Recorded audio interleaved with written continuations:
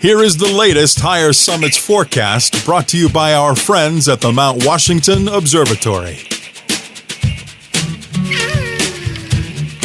Weather above treeline in the White Mountains is often wildly different than at our trailheads. Before you hike, check the Higher Summits forecast at mountwashington.org. Weather observers working at the nonprofit Mount Washington Observatory write this elevation-based forecast every morning and afternoon. Search and rescue teams, avalanche experts, and backcountry guides all rely on the Higher Summits forecast to anticipate weather conditions above treeline. You should too.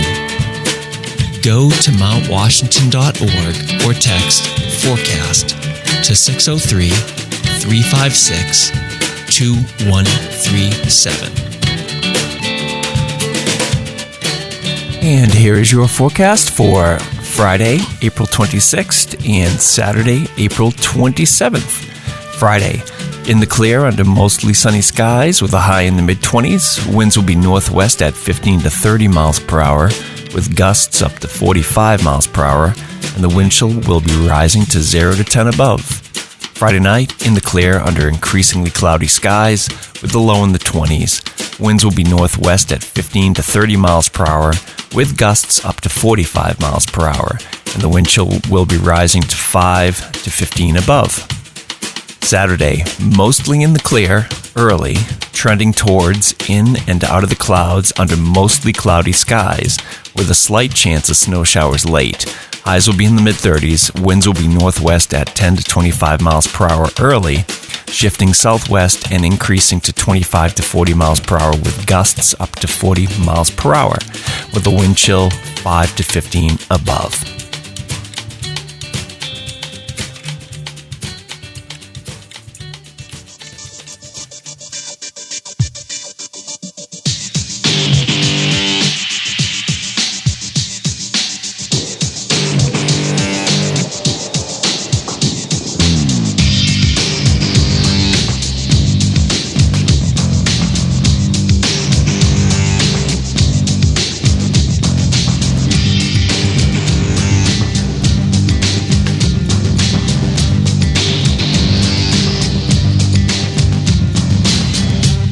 Broadcasting from the Woodpeckers studio in the great state of New Hampshire, welcome to the Sounds Like a Search and Rescue podcast, where we discuss all things related to hiking and search and rescue in the White Mountains of New Hampshire.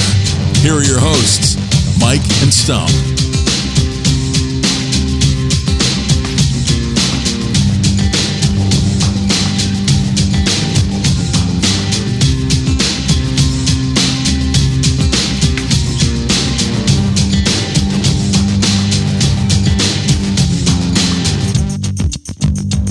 Recording live and in the flesh. All right, Stomp, you're going to have, so episode 149, Stomp, you're going to have to like put in a fake beer sound because I'm not drinking tonight. Oh, yeah? Yeah? I'm not either. I'm saving myself. Really? For what? I'm going out after this. Oh, tonight? Yeah.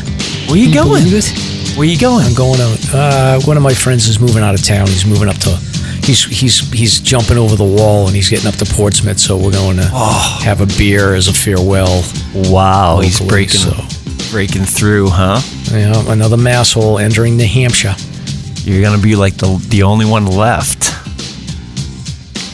He's the first one to leave, so you have these cycles of like the suburban life, I guess, and he's the first crew of all of the people I met through my kids that has, they've sold the big house and they're moving to a smaller place. So circle of life, I guess. Sure. Yeah. Everybody's coming up here. It's the place to be. You'll be next, kid. Sure You'll is. be next. Someday. All right. So welcome. So Agent Swezey, we have you here. Welcome. Welcome, Agent. Hi, thanks. Nice to see you guys again. Yeah, she's back. I'm back. You need an extra voice. Yes, exactly. So, all right. So, welcome to episode 149 of the Sounds Like a Search and Rescue podcast. This week, we highlight the AMC Awards ceremony that took place last weekend at Exeter High School. So, me and Stomp were able to get a vendor table there and meet a lot of listeners. So, we're going to also talk about Stomp's DJ plans for the summer. We've got our friend Lynn Swezey or Swezer or Swizzle. She's back. And she's going to update us on a recent wilderness first aid class that she participated in. And then we'll check out what's going on with the hiking buddies and any other recent adventures. There's some hiking drama on the Pacific Crest Trail. So, Stomp, you got to get the hiking dramas drop Awesome. ready. I never get to use that one. Thank you. Yeah, that'll be a new one. So we got college kids falling off of cliffs. We've got a gear review. We've got recent hikes on the Holt Trail on Mount Cardigan, and then another recent hike on the Chippewa Trail on Black Mountain, and I think we got a Welsh Dicky one as well. So Stomp is holding down the fort when it comes to hiking content because I've been lazy this week. So all that, and we've got some recent search and rescue news. So I'm Mike. And I'm Stomp. Let's get started. All right, so let's go into our hiking buddies spot with our posh friend, Andrew Barlow. Yes, shall we? Yes. This is Ben Pease from Hiking Buddies. We are a 501c3 nonprofit committed to reducing avoidable tragedies through education, impactful projects, and fostering a community of support. You can find out more at hikingbuddies.org. We wanted to say thank you to those who have supported our mission, and most importantly, say thanks to those who speak up, who ask questions, and who are willing to provide guidance and assistance on the trails when needed. You embody what it means to be a hiking buddy. And now, for all my newer hikers out there, here's this episode's Hiking Buddies Quick Tip.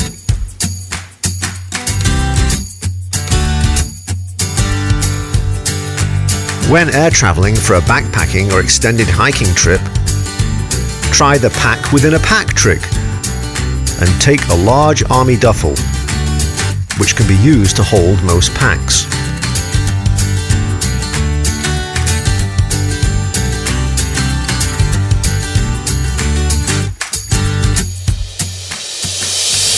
All right, so good We're advice. back. Yes, good advice as always from our friends. Cheerio. Cheerio. Put another shrimp on the barbie. We love you, Andrew. Well, I think that's the wrong country, but oh well. That's all right, right. so non-hiking related Stomp. I've had this on my to bring up list for like 2 weeks or so. So Yeah. So you're a DJ, right? You want to remind the listeners about your background in like EDM and DJ stuff?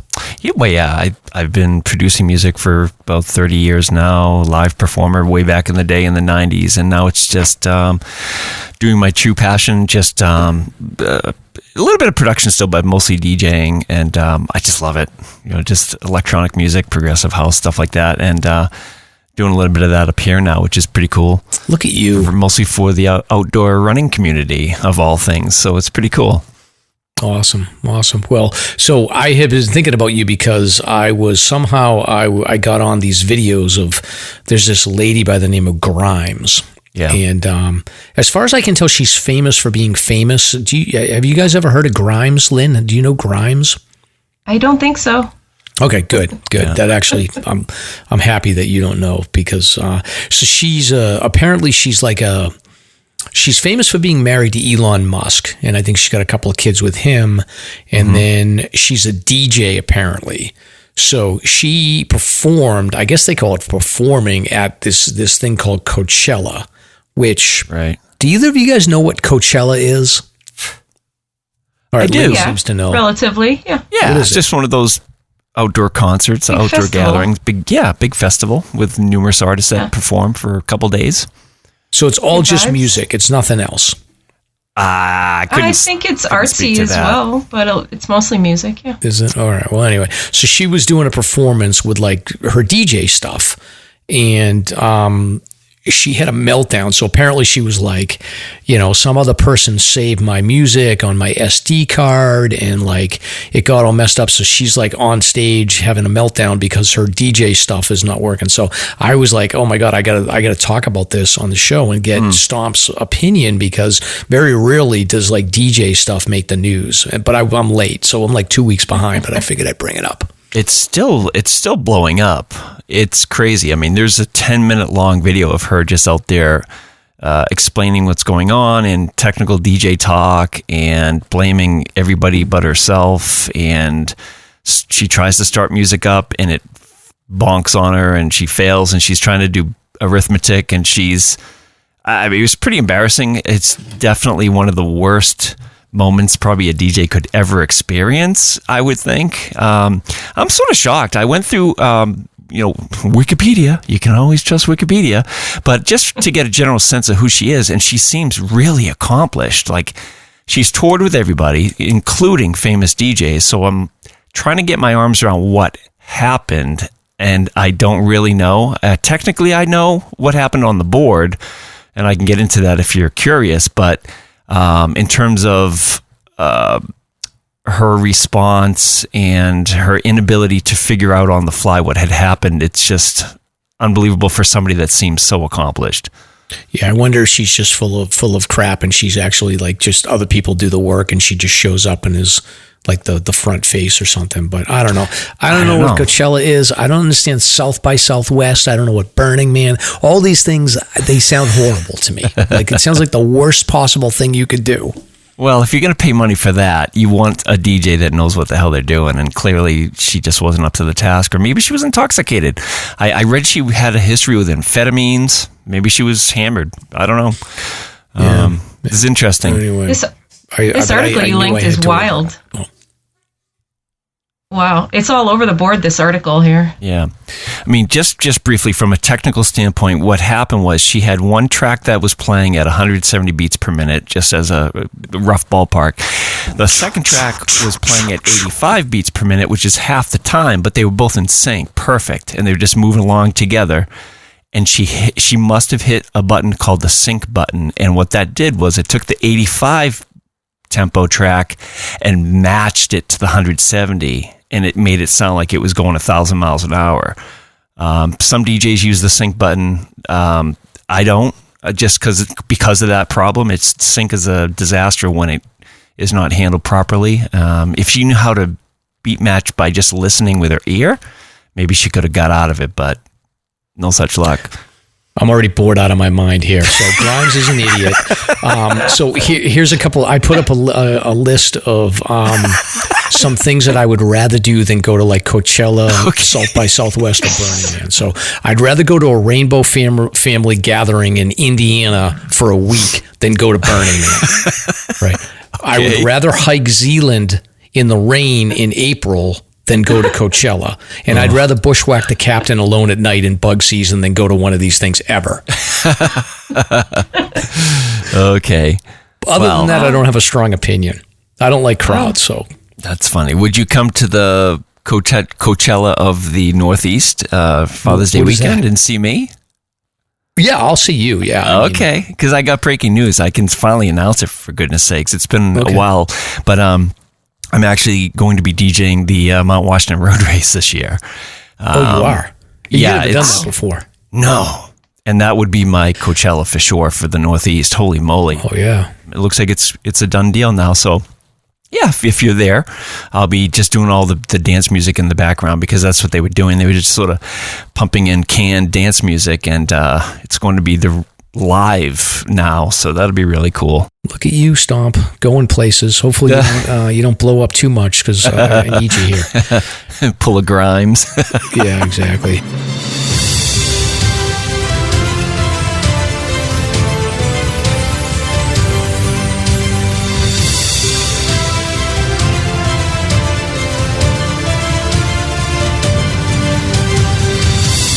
It's time for Slasher's Guest of the Week. Very cool, very cool.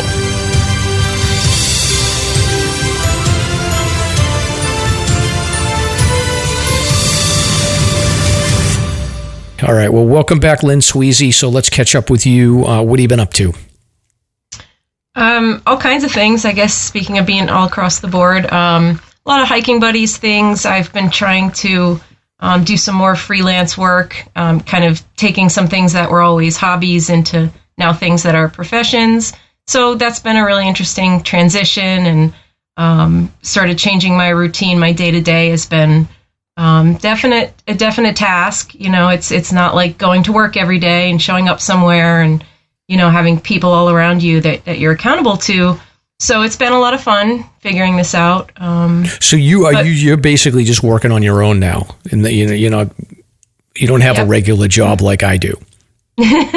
Yeah, just on my own right now. All different contracts, you know, ranging from, you know, managing social media to photography and videography, graphic design, all across the spectrum there. Wow. So if any listeners want to hire you, where do they go? They can go to lynnswezey.com. That's my website, or I'm pretty visible on social media, Swezer Outdoors Official or Lynn Swezer on Facebook. All right. Well, we'll put your socials on there. Maybe you'll get some gigs here. You got to kick back 10% to me and Stomp, though. Of course. Lynn, is that a granny quilt behind you like me? Do you have a granny quilt? This? Yeah. Yeah. Hell yeah. I crocheted this, yeah. Oh, wow. That's a beauty. Yeah. That's a beautiful piece. I'm all keyed in on granny quilts now since Eric came over. Oh, that's right. Yeah, he told everybody about his blanket that he got. So, yeah, this is just one that I made a long time ago. This is a lot smaller than this, but yeah. You two and your binkies. I love it. Yeah, that's right. So, my emotional support blanket. It's fun. And then what else? So you've been doing some outdoor climbing. You've been doing some indoor climbing too. I feel like you've switched over from hiking to climbing more frequently based on like the social media stuff I've seen. Yeah, you know, I got pulled in that direction. I have a super good community where I climb nearby my house, and so, you know, those guys sort of adopted me into their crew, and I've been outdoors, I think, for five sessions so far this year, and got to try some ice climbing this winter, which was really exciting. They're two completely different sports, even though they're, you know, you think of them as similar. They're really not. It's been really great. How's the learning curve to get all the, like, it's intimidating to me. I see the harnesses and I see the ropes and I see the hardware, and I'm like, this is too much, too stressful for me.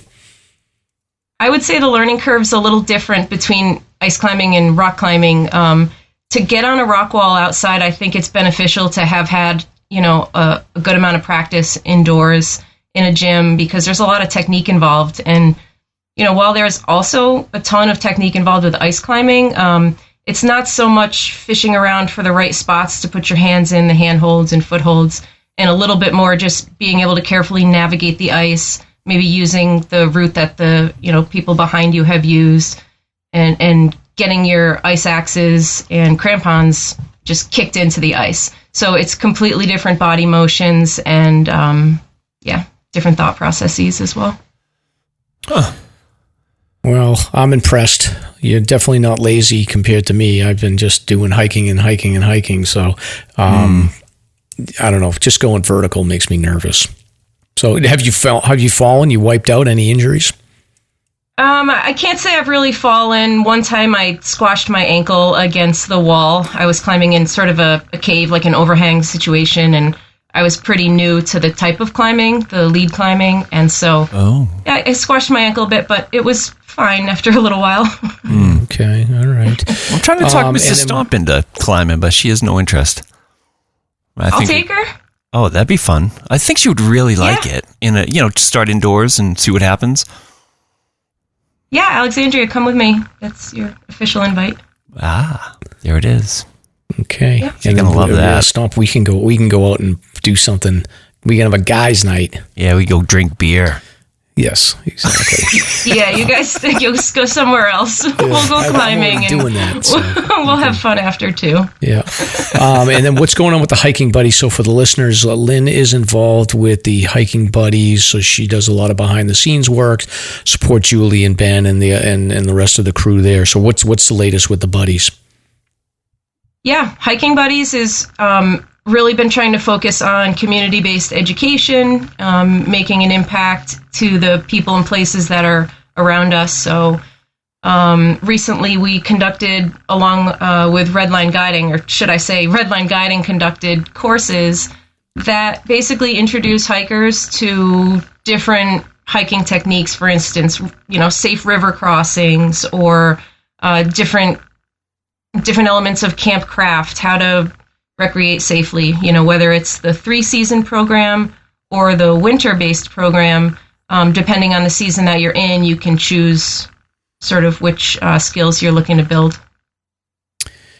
Excellent. And then I haven't really paid as much attention. I actually have to put out a hiking buddy hike at some point. I want to do something this summer, but has the volume continued with them? Are they still getting a lot of people getting out there, going hiking together? Oh yeah, tons of people putting up hikes on the page, on the Facebook page end of things. You see all different types, like, Andrew Barlow is excellent at putting up sort of the turtle hikes, the slower hikes. And it's pretty specific. When you're ready to join a hike, you can find one. It'll tell you the pace, the difficulty, the distance, and, kind of a start time. So you can sort of pick and choose if you find something that you like, or maybe there's a few folks on that hike already. And so it helps I find it, in talking to people, it helps bring folks who might not otherwise tackle some mountains because they're a little afraid to do so on them, by themselves. They're more willing to maybe try new things or get out there a little more if they've got a buddy or 3. Yeah, that makes sense. And then you took a solo wilderness class. What was that all about? Yeah, so again, through Redline Guiding, Solo Wilderness, which is Stonehearth Open Learning Opportunities, they offer wilderness first aid, wilderness first responder, all the way up through, wilderness EMT and other types of courses. But for me, I was recertifying my wilderness first responder in a wilderness first aid course. So that's the way that you recertify. It's a 2-day course. You have a good mixture of classroom and practical education. So, for instance, you'll learn about wound care in the classroom, and then you'll go outside and the instructor will instruct, your partner to be a patient and what they should do and how they should mock an injury. And then you as the rescuer would go in and hopefully practice what you've just learned in patient assessment and, maybe dressing the wound or whatever the case might be. And so you put those to work and kind of repeat those. Was there anything you forgot that you remembered as you took the class that you thought was like either new or surprising that you didn't remember? They actually added a little bit about drowning in this curriculum. So that's something that really hasn't been in the wilderness first aid curriculum too much. So, it was interesting to learn a little bit about that. And, you go over anything from shock to what to do in the case of a large wound, a small wound, maybe a concussion, or basically just stabilizing someone until more professional help can get there or help extract them. Yeah. Did they give any advice on like newer like field dressings? 'Cause I saw like some videos recently of these like larger butterfly dressings that you can use. Or is there anything new in that area? Like anything that you looked at and said like, oh, I'm going to add that to my first aid kit? Yeah, I think the overwhelming idea that I got is that as, wilderness aid and wilderness first responders, you don't really want to be doing anything terribly permanent to the patient. You want to make sure that you're, in many cases, able to let that wound breathe, or that the rescuers that come are able to undo what you've done easily.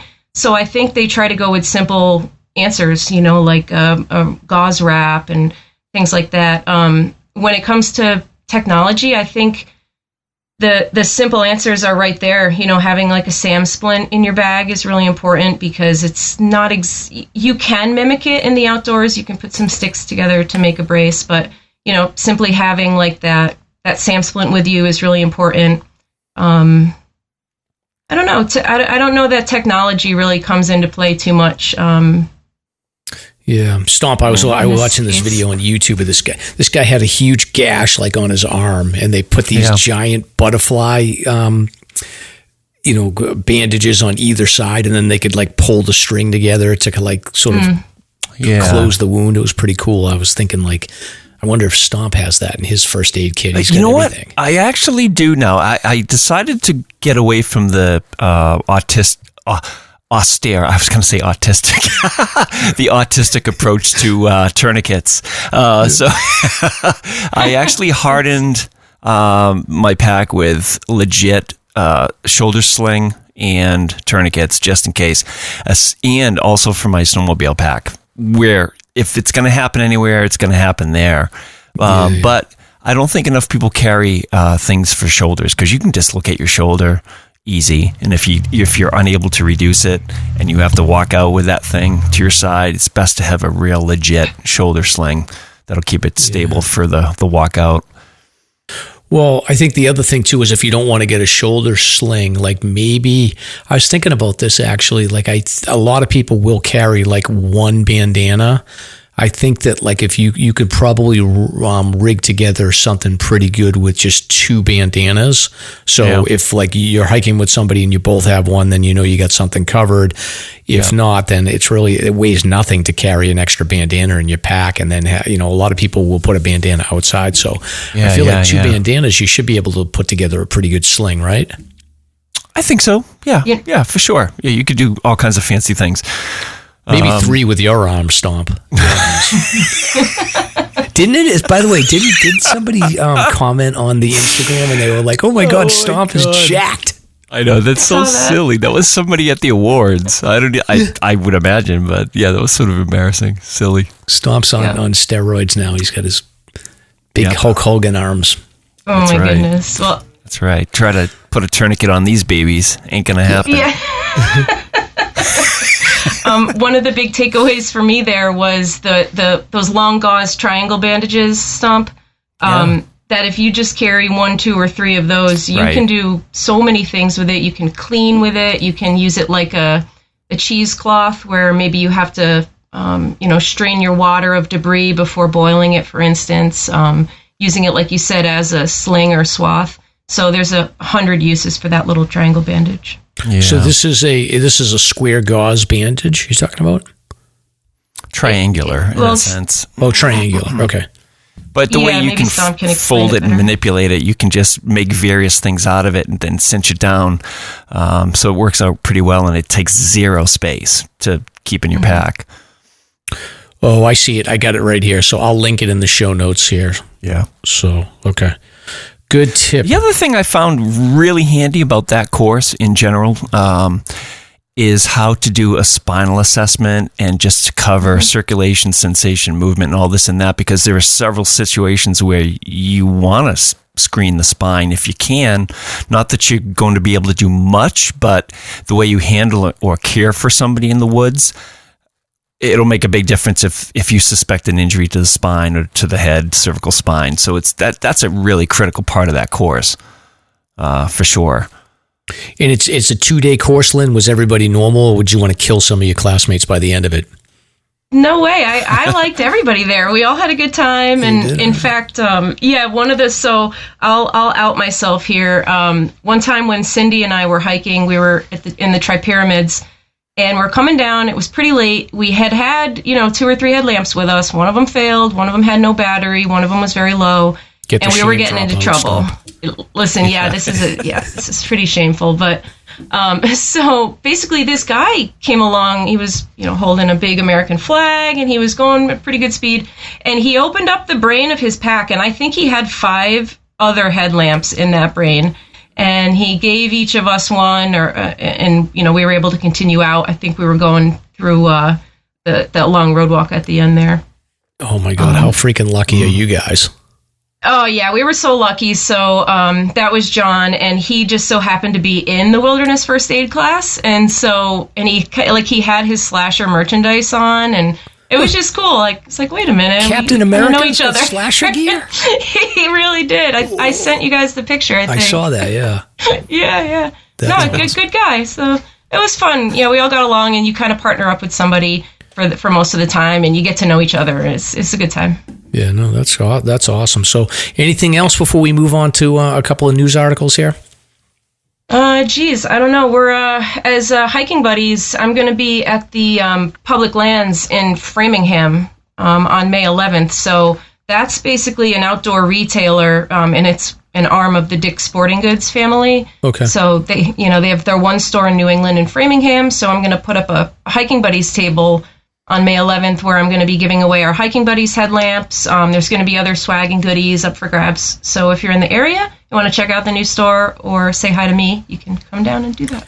Awesome. Yeah, text me the details. I'll put that in the show notes too. Cool. I will. Thanks. Awesome. All right. So moving on here, we got a couple of articles here, and then Lynn is going to hang with us and give her insights on some of this stuff here. So Reckless Steve sent us a link to a national database of historical markers. So not only can you do the markers in New Hampshire, but you can go, I guess, all over the U.S. Yeah, it's pretty cool. It's just a national resource as opposed to our statewide resource that we have. So thank you, Reckless Steve, for the information, the tip. Excellent. And then the next thing, we did a story about a cat out in Colorado that had been involved in a rescue. So its owner and then the owner's friend were climbing somewhere, and they needed to get a rescue. And listener Becca Playford informs us that the climbers with the cat did not get billed. So I think Colorado's pretty good about not billing people. So the cat did not have to pay for the search and rescue team. Aw. That's the way to get out of a bill. Just have a cat in your pack. Yep. And then I got busted for spreading misinformation last week. So it's my turn to feel the shame drop. So we were talking about this chronic wasting disease, which I think is essentially like mad cow disease for elks. And like, listen, whoever the listener was that called me out, I just said it as a throwaway. I didn't mean it scientifically, but I was like, just make sure you cook your venison really well or whatever. I was joking, but apparently Mr. Scientist here is like explaining that you can't cook away this chronic wasting disease. So listener Johnny for Appleseed says that you can't cook out chronic wasting disease, and that they are prions, which apparently these prions are like indestructible. Yep. But Johnny for Appleseed's a good guy. He gives us a lot of cool, real content and whatnot. But thank you for the update. Back to the story. Although I did, Stomp, before you go into it, I did do some research after this. So you can actually destroy prions. You can either soak them in a chlorine solution for like a long time, or you can get them cooked with sustained heat of 900 degrees or higher for a long period of time. Okay. Oh my God. So if you like your steak well done, you can technically cook it out. Okay. Well done. No thanks. Can you kill a tick at that temperature? Yeah, I don't know what the temperature is to kill a tick. That's a good point. You're indestructible. Joking. All right. You guys ready for some hiking drama? Hold on a minute. I want to give you the bottom update here, the bottom line update. It's 2 seconds. So that report was sketchy. There was no evidence to suggest actual human transition from deer to people. So you don't have to worry about that. So I don't know what happened with this report, but the National Deer Association put out a statement saying that is false information. So you don't have to worry about that at the moment. There's no evidence. Okay. Yeah. So, all kinds of misinformation about this story, and I blame Stomp. That's misinformation. All right. All right. I'm going to share my screen just so that Stomp and Lynn can follow along with this story here. So we have hiking drama on the Pacific Crest Trail. And I just want to give a visual because I want Lynn in particular to judge whether or not she thinks that this guy is a creeper or not. So this guy's a creeper immediately. So what happened was earlier or last week or like over the weekend, the Pacific Crest Trail Association, which is like this official group, they put out an alert that said, we received several reports about a hiker they named the hiker. They actually gave his name and his thru hiker name, and they said he may be a safety concern to other hikers on the trail.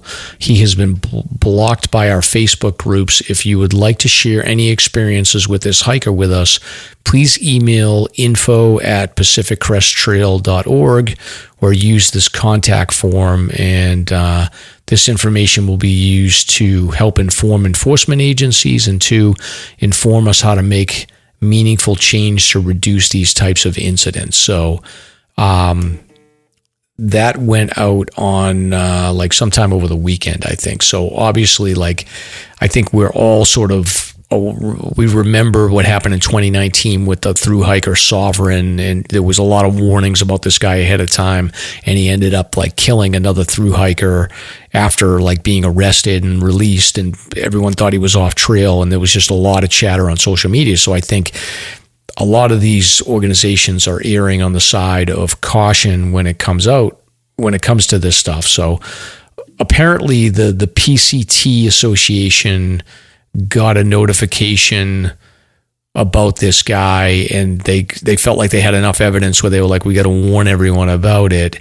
But then they very quickly removed the post and then did another post, and they said, we've taken down a recent post that was not authorized by the PCTA, and I'm not in the group, so I can't get access to it. There's a hyperlink to it, but essentially what ended up happening is that they indicated that this may be a case where a couple was together, a guy and a girl, and they broke up, and the woman apparently had expressed some concerns that this guy was dangerous, and as they started digging into it, they like realized that this could just simply be a relationship situation that's gone south, and they couldn't figure out like, okay, is it, is it the boyfriend's fault? Is it the girlfriend's fault? Whatever. But meanwhile, this guy has been now labeled as like a potential creeper. Wow. So first they post up to be on the alert, then they post and say like, oh, sorry, we made a mistake. Never mind. It's just a private matter. And then all of a sudden, then all these people start coming out of the woodwork, all these women and these other people like, yeah, this guy really is a creep. And then somebody else posted this like scary video of the guy confronting like another hiker. And the video was like, it's the guy that got accused of being a creeper by the PCT Association videotaping another thru hiker that is in a shelter with his tent set up, and he's like basically threatening to kill this guy, which I understand the sentiment when you go into a shelter and you see somebody with a tent in there, but he's a little over the top and a little scary. Like the guy seems pretty harmless, and he's an older guy, and he's just like, leave me alone. So yeah, so there's a lot of people were just basically like rounding up the wagons for this guy.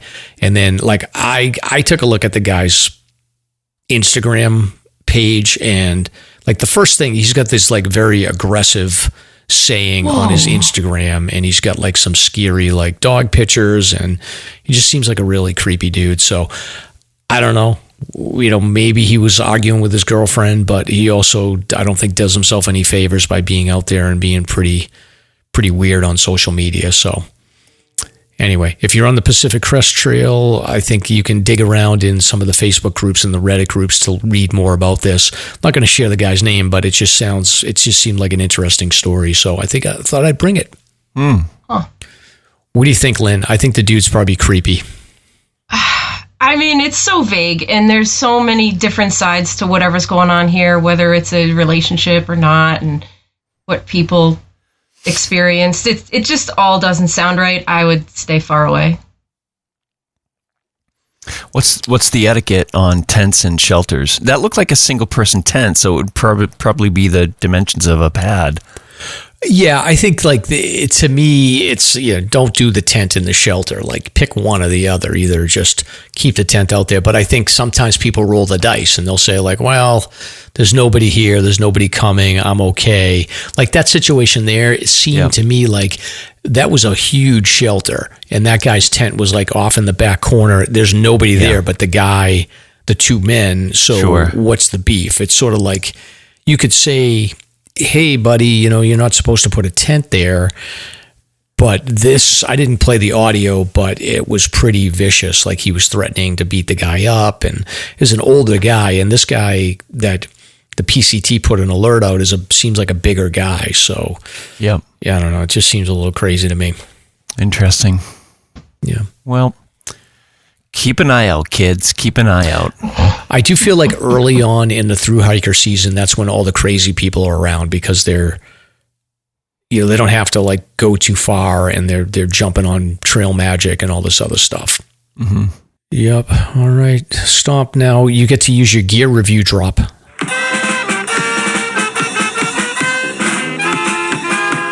Are you ready for Slasher's Gear Review?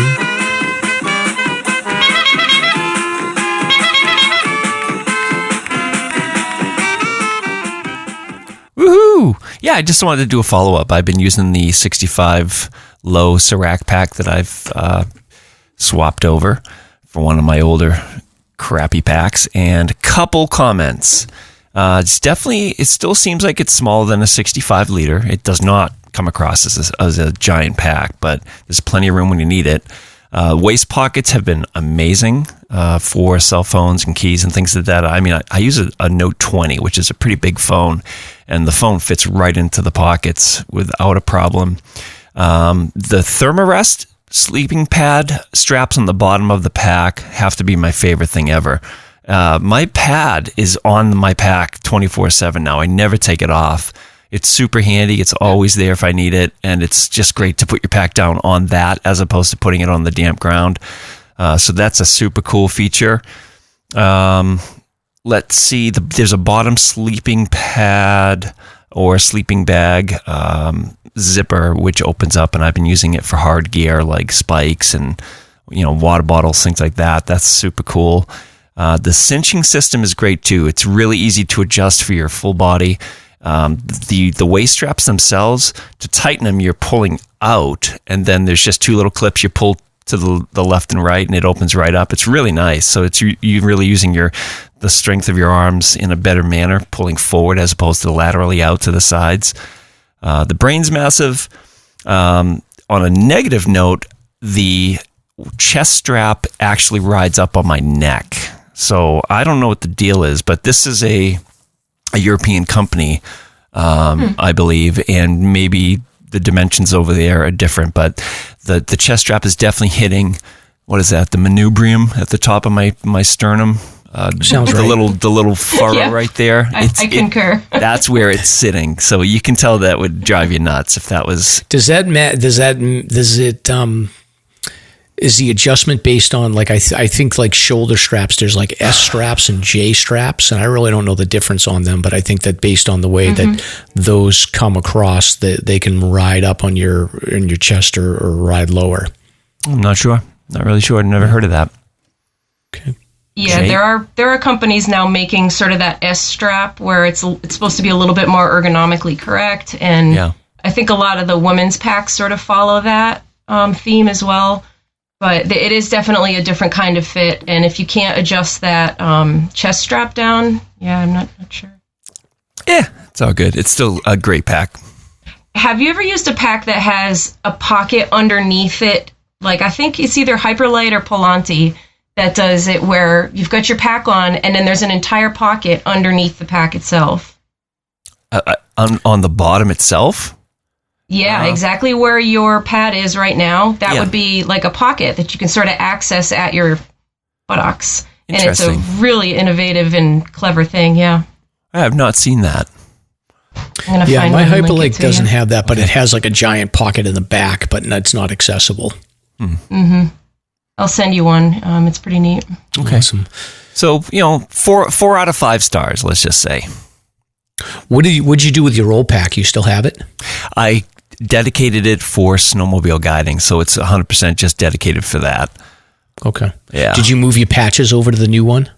No, but I actually put my pack into Evergreen Embroidery in Campton. They do a great job, and I got the team logo put on the brain professionally, so it looks super slick.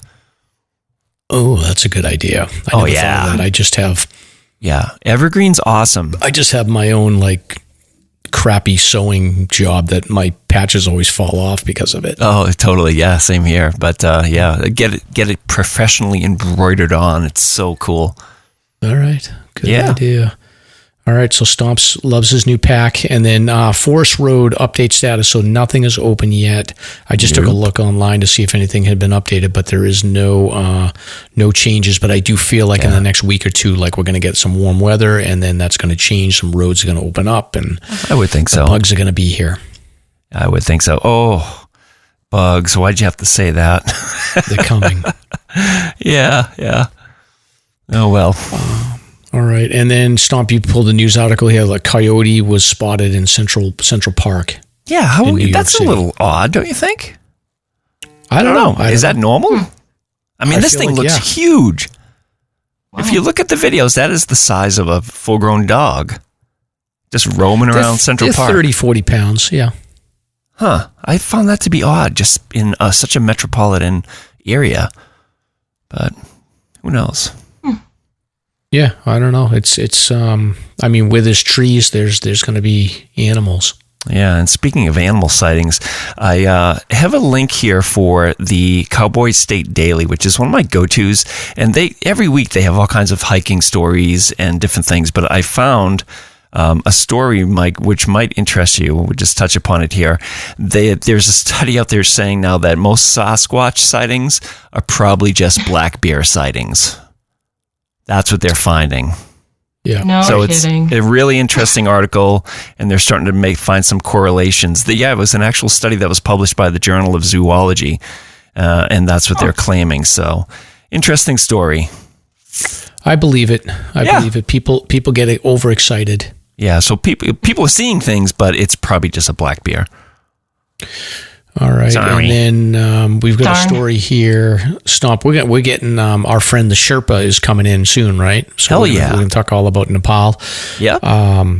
So you pulled an article about this guy that he wanted to climb Mount Everest, but apparently he tried to come in from the China side, and they said no way. But he's now going to head over to Nepal. So I guess he's temporarily blocked as the Chinese prohibit foreigners from the Tibet region. And now he's going to go through Nepal. So Everett is his last peak to hit on his goal of summiting the highest peaks in all 7 continents. You would think that this guy's got enough experience to do 6 of the highest peaks that he would know that he can't get in through China, but apparently he didn't know that. So yeah, I found that a little odd. Yeah. I mean, that's not a new phenomena. It's always been an issue. Well, the north side of Everest has been shut down essentially for many years at this point. Like, I don't think that it's as common to go up that side as the south side at this point. So I guess he kind of knew that it was a risk and they had a plan B. So there he goes. Right. Yeah, so that's coming from the Cowboy State Daily. Always interesting stuff there. We all know that hiking a mountain can be hard at times. So here's a corny dad joke to help you get over it. Ba-dum-bum. And then now's the time of the show where we do a dad joke. Oh, boy. Oh, boy. I feel like I've done that one before. Now I'm getting to the point where I'm paranoid that... All right, how does a cucumber become a pickle?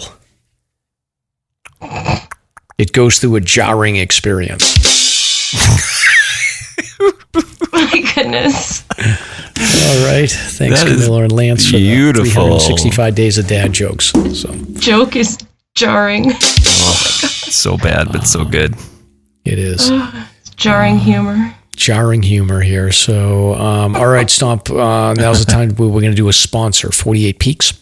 All right, 48 Peaks Alzheimer's. Use your passion for hiking to help end Alzheimer's. In one collective effort, 400-plus hikers will climb New Hampshire's 4,000 footers or create their own challenge to support the mission of the Alzheimer's Association. The annual hiker celebration will take place Saturday, June 8th at Reckless Brewing Company with raffles, food, and an amazing community. Hike that weekend or any day you want. No fundraising minimums required, but those who raise $100 will receive this year's Performance Grade Purple t-shirt. Let's turn the White Mountains purple to end Alzheimer's. Visit alts.org/48peaks to learn more. That's alz.org/48 peaks. Pretty cool. Nice one. Looking forward to it.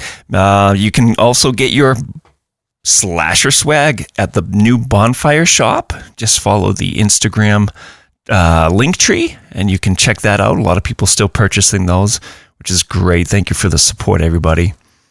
Lynn's rocking her sweatshirt. Oh, nice. Yeah, it looks great.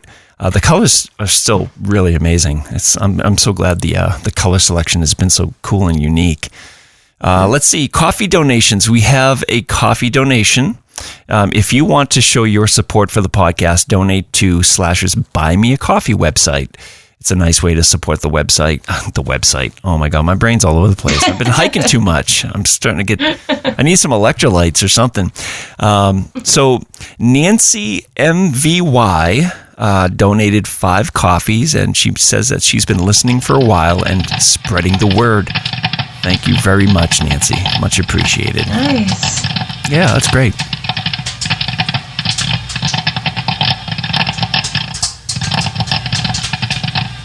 Hey, what's that sound? It must be time for the pop culture segment with Mike and Stomp.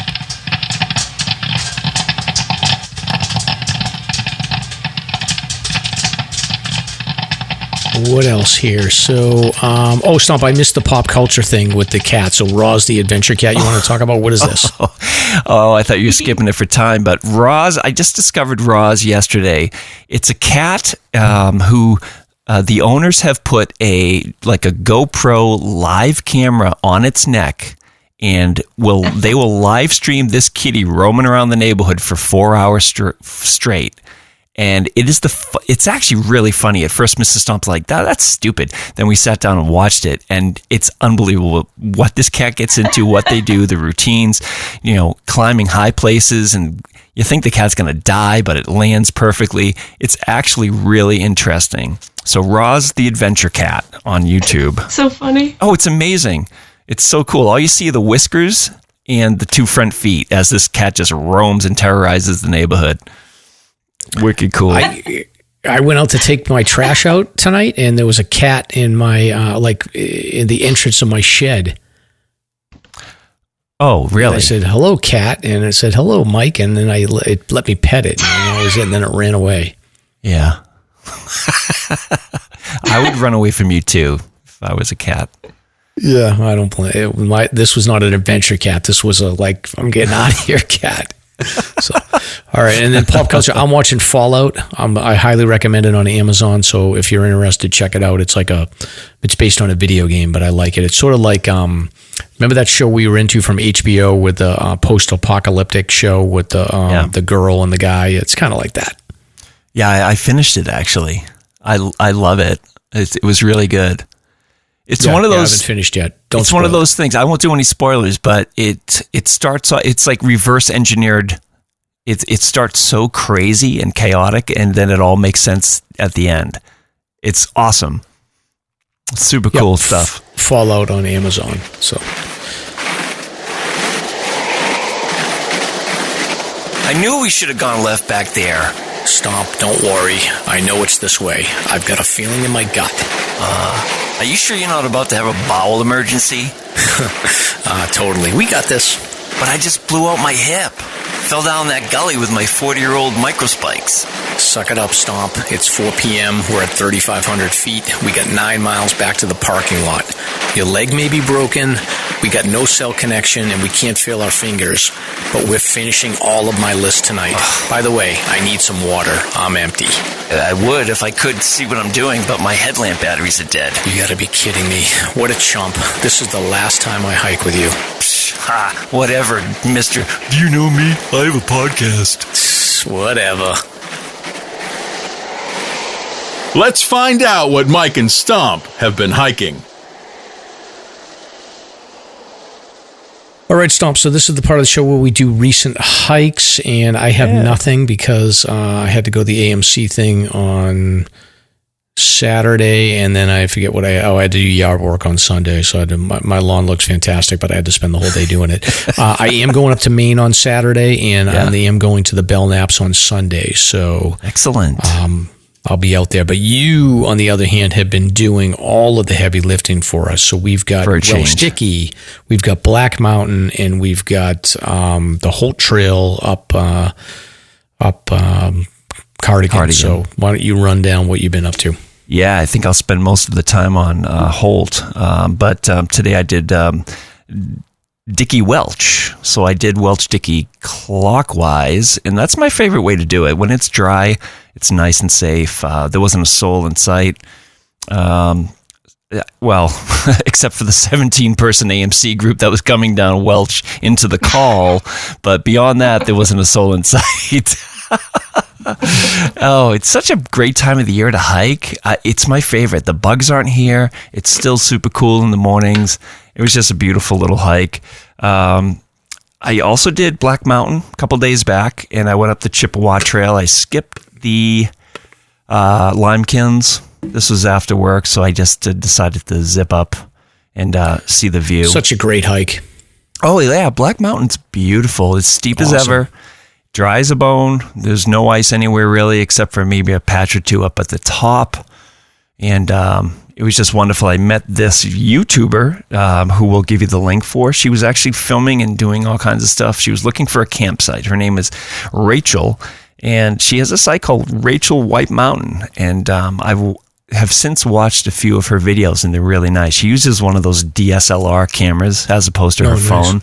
So the quality of the videos is mint, and she'll actually go into cooking and recording her meal, and she uses actual real food for the meals. The meals are incredible as opposed to just the packets that you put water in.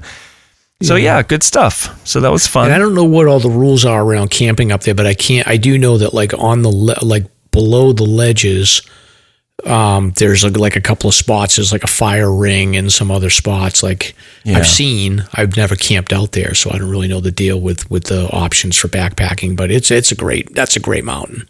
Yeah, beautiful. Yeah, and then of course there's Sugar Bush, which is a small little knob just to the south of Black Mountain, which is accessible by bushwhack or an abandoned trail. So if anybody's up for an adventure, check that one out.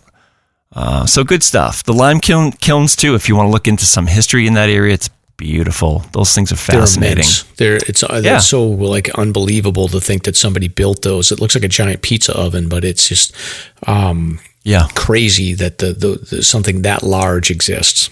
Right. And then of course the big enchilada. I hit the Holt Trail, which I guess we had.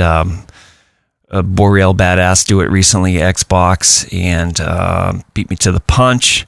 And I was like, damn it, I got to get out there. So I did have a half day, and I went out pretty early and got a jump on it. It was a 60-degree day. I mean, this trail, they do call it a double black diamond hiking trail, which is interesting. And I did a lot of research behind it.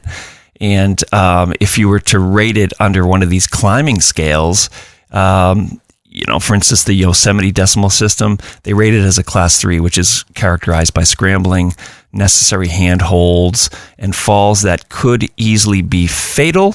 And that's accurate. I think 2 locations would put you in that situation. So I did take some notes. Have you 2 done the trail? I have not done the whole trail. I did the loop. Matter of fact, I prefer to go like the full loop and go over Fire Screw and then back down. And then I think at the end you do connect to the Holt Trail at the bottom, but I haven't gone straight down or straight up so you basically, when you do the Holt Trail, you're taking the most direct route to the summit. I just prefer that like Fire Screw and doing that like long loop because you're above tree line like for such a long distance. It's so cool. But I definitely would be interested in doing Holt in the future, especially for a quicker hike. Yeah, I'm planning on doing the Fire Screw and Manning with Mrs. Stomp as an out and back, but I came down that. So that was impressive, but I did take a couple notes.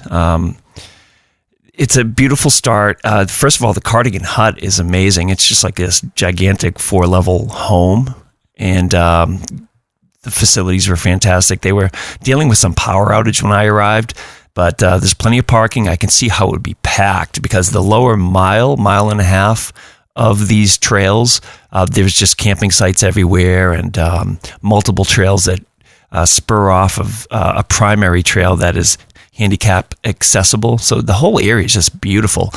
Getting there was stunning. I've always gone to the other side of Cardigan, which is the western side, which you get to by Route 25, and it takes forever to get to. But this side, I'm shocked I haven't done it earlier. It was absolutely beautiful coming around the southern end of Newfound Lake and approaching it that way. So I'm very impressed. The whole area is just beautiful. The trail starts off pretty flat. It was very dry, and the Holt Trail starts in about 0.3 miles in or so, and you're essentially following a brook most of the way up until it starts getting steeper. You come to this grand junction where the infamous sign is, and Lynn, I want to thank you for putting together that brief reel. That came out great, and I was hoping that would be informative for people that are considering doing this, because you definitely want to do your homework and know if you can handle this trail or not. It's a very interesting pursuit.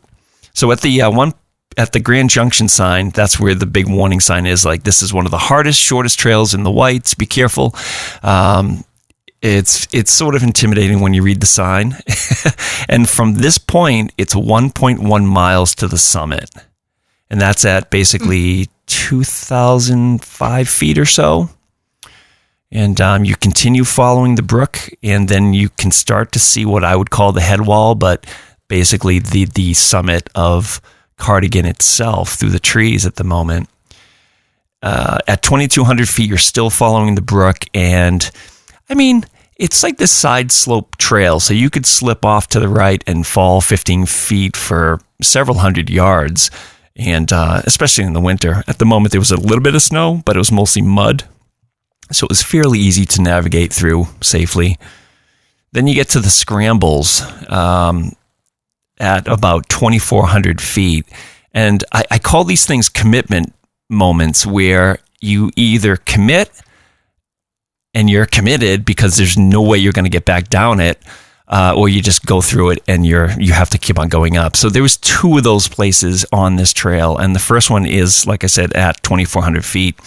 It's a large gash in a slab that is probably, 30, 40 feet long, and of course at this time of the year it was soaked, so it was definitely a commitment. That's when I got a little bit of jelly legs, like, okay, let's go.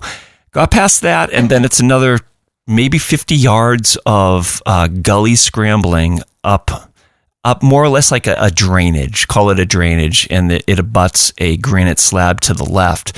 Lots of multiple routes to get up through this section. It wasn't too bad. I think I was probably following Xbox's footprints. He went straight up the snow. I would assume it was him or somebody. But I decided to just go a little to the right and follow where the water was actually falling, and it was much, much easier and safer.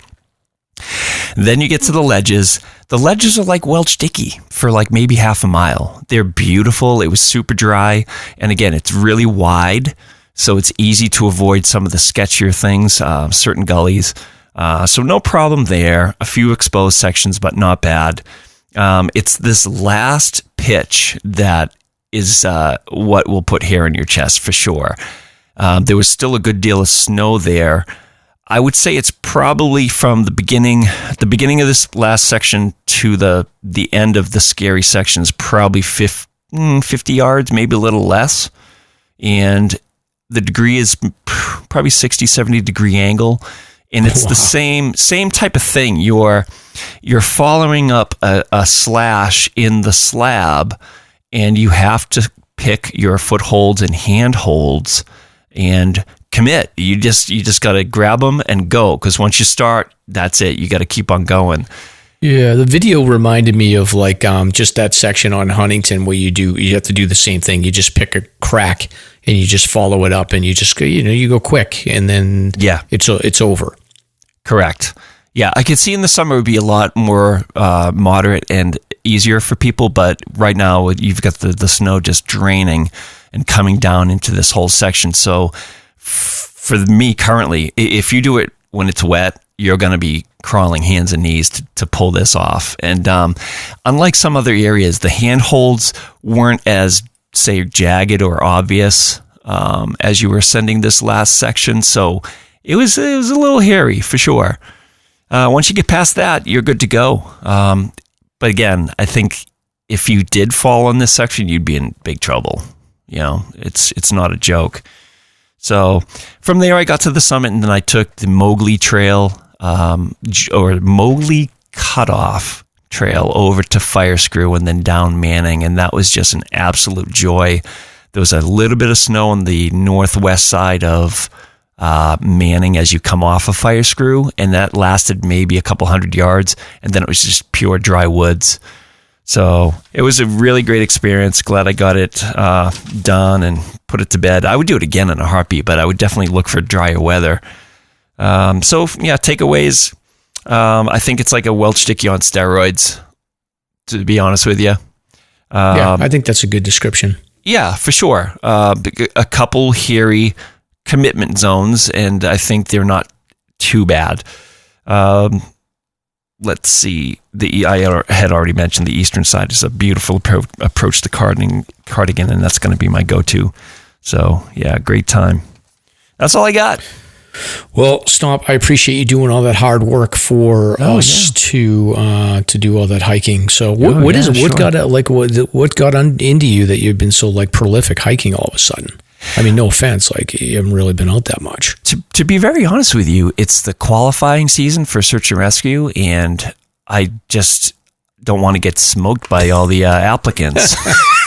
All right, I knew something was up. And I've been feeling good. And the second reason is my right knee was starting to get really aggravated by running. And 3 or 4 of these hikes, and my right knee's not bugging me at all anymore. Go figure. Yeah. So, Stomp, I have a question. Sure. So when you came across the AMC group on your hike, A, did they know you were the Slasher host, or B, did you do what Mike does and ask everybody, hey, do you know about this podcast that I run? Neither. I kept my mouth shut, and they just passed. They were really nice because they were coming down from Welch into that call, and I could have done the etiquette thing and just gone first, and they were very attentive and aware of that small little point that when you're going uphill, you have the right of way. But I was just like shocked that so many people were coming down into the call. So I was just watching in enjoyment, just like, wow, 17 people. That's a crew. Yeah. Wow. Heck yeah. You got to bring stickers with you. Oh, yeah. Yeah, but I did not pull a mic. No. I understand. This is a vicious lie. So, Lynn, where have you been hiking lately? So the couple of times that I came up to New Hampshire recently, I was able to join Denise Kimball on her grid finish, which is absolutely nuts. I think she was number 170 to finish her grid. So that was really exciting. We did Garfield with a really great group of people. Did she get emotional when she finished? I think inside she probably was. She's just a ball of sunshine and happiness and laughter at all times. So she was beaming, kind of like she always is, but just with some extra flair this time. Yeah. So for the listeners, Denise is, if this is the person I'm thinking of, so I've run into her a couple times on trail. So she wears like a rainbow colored tutu, or that's Denise, right? Yeah, absolutely. Yeah. So I ran into her going up Jefferson. So, when she was super happy and no one, I was climbing up there, so I wasn't super happy. And then I saw her on Adams, I think, with Littlefoot and that whole crew. So she's a great person. So congratulations to her for finishing the grid. And it was a big crowd, you said, Lynn? Yeah, it was a good sized crowd. It eventually ended up in kind of 2 little groups. You kind of always have like a group A and a group B, and I'm always a group B hiker. But she was so good. She would kind of travel between both groups, and as a surprise, Littlefoot was with us, and so it was just giggles and laughter and just entirely too much fun the whole time. It was great. Oh, nice. And what else?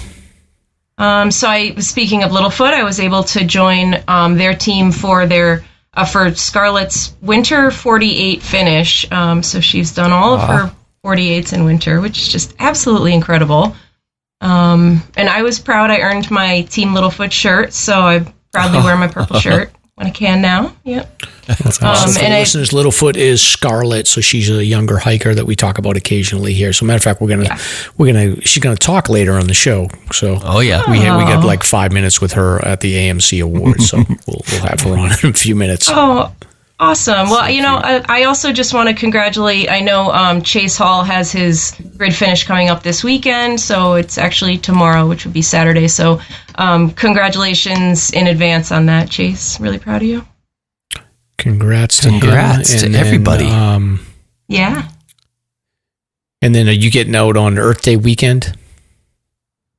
Do you mean last weekend? Oh, was it last weekend? Oh. So, technically it was. But this coming weekend, in previous years, I've attended an Earth Day festival in Barkhamsted, Connecticut, and two friends and I, my friend Kristen and Trish, we backpacked the Tunxus Trail into the fairground, where they have the fair at the pavilion. And then we set up our gear as if we were at camp. And then people can come through and take a look at our tent, our sleeping bag, our stove set up, ask questions, and we give a little talk as well. So that's cool. This weekend. Awesome. Well, that sounds good. Stomp, this is normally where we do notable hikes, but let's skip that. We'll do it next week, and we'll move into the AMC Awards segment here. That's cool? Good. Sounds great.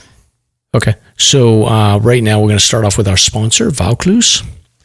Vaucluse Gear. Yeah, it's the Vaucluse, Mike. I know. Vaucluse. Yeah, I know. Vaucluse, I finally nailed it. So Vaucluse. Does your backpack not provide enough ventilation? Does your back sweat too much when backpacking? As you know, sweat can be extremely uncomfortable on the trails. Plus, sweat is a serious risk factor in both hot and cold climates. As your clothes get wet, your core temperature can dramatically fluctuate. This can result in hypothermia, heat exhaustion, and dehydration. Let's not forget just very uncomfortable. Today's your lucky day because we have good news for you. There's a piece of gear that solves the sweat and ventilation problem, making your backpack more comfortable. Vaucluse Gear's ultralight backpack ventilation frame. This ultralight frame is a backpack accessory that easily installs in your favorite pack, size 15 liters to 45 liters, and creates a ventilating airflow gap between you and your pack. It's also ultralight, weighing around 3 ounces. That's equivalent to a pair of wool socks. Whether hiking in hot or cold temps, the ultralight backpack ventilation frame from Vaucluse Gear is a real game changer regarding airflow and ventilation. So visit VaucluseGear.com to order an ultralight ventilation frame today. Use promo code SLASHER, SLASR, to enjoy a $5 discount and let them know that Mike and Stomp sent you.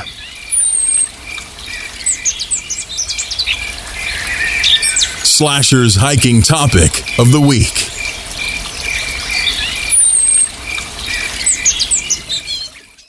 All right, so we were at the AMC annual meeting, awards, and dinner last week, so we want to do a short segment on this. So just to give people an understanding, so if you're pursuing the 4,000 footers or any of these other lists on an annual basis, you can attend this awards meeting. So I think you have to put in for your list award sometime during the year, and I think there's a cutoff. I'm guessing probably if you haven't put it in by the beginning of March or something, then generally that's sort of the cutoff. But the award ceremony was on Saturday, April 20th, and it starts around 4 o'clock technically, and essentially you've got the vendors that are there. So there was probably 10 or 12 vendors. And then you've got a dinner, you've got an award ceremony outside for any dogs that have completed the 4,000 footer list or any of the other lists that are available.